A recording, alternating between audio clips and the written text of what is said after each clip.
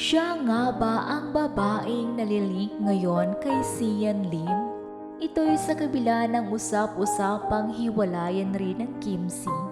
Matatandaan na habang umuusad ang palabas na My Beyond the Girl ay naakit ang mga tagahanga sa chemistry ni Jade at Andy na ginampanan ni Kim Chu at Sian Lim.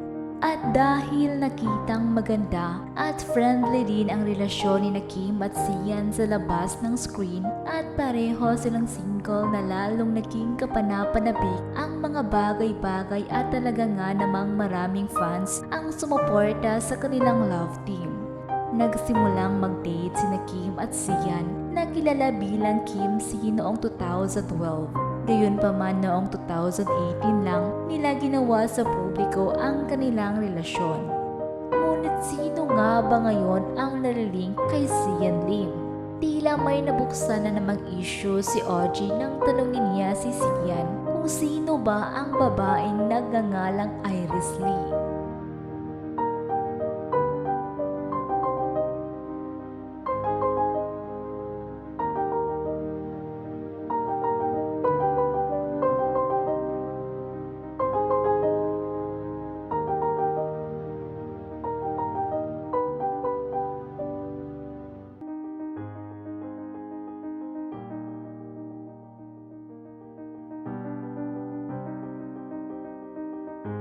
Ngunit ang sumunod na usapan nila Tita Jegs ay tila nakakaintriga.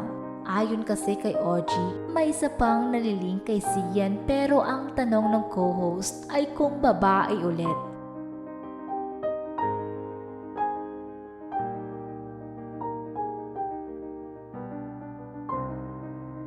Matapos pag-usapan ang pinag-usapan at patuloy na pinag-uusapang Kathniel breakup, sumunod namang napagkwentuhan ni na OG Diaz at co-host sa OG Diaz Showbiz Update ang tungkol sa kumakalat din at hindi mamatay-matay na intrigang hiwalay na rin ang long-time showbiz couple na sina Kim Chu at Sian Lim na sumikat sa tambalang Kimsey.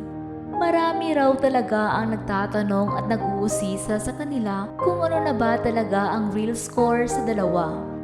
Mas lalo kasing naglalatang ang hinala ng mga netizen na on the rocks na ang dalawa dahil sa body language ni Kimi kapag tungkol sa usapang pag-ibig ang paksa ng usapan nila sa It's Showtime. Sundutan pa ng mga hirit ni Vice Ganda. Si Sian naman ay naglabas ng opisyal na pahayag ukol sa mga chikang pumapalibot sa kanya. Subalit nabitin naman ang mga meron dahil hindi naman niya sinabi kung sila pa ba o hindi na ni Kimi. Lalo pang na-curious ang mga tao nang sabihin ni Secretary Kim na sa kanila na lang muna ang tungkol sa kanilang relasyon ni Sian nang mauntag sa isang panayam. Samantala, tanging sina Kim at Sian lang daw ang may karapatang magkumpirma at sumagot sa mga tanong tungkol sa kanilang relasyon.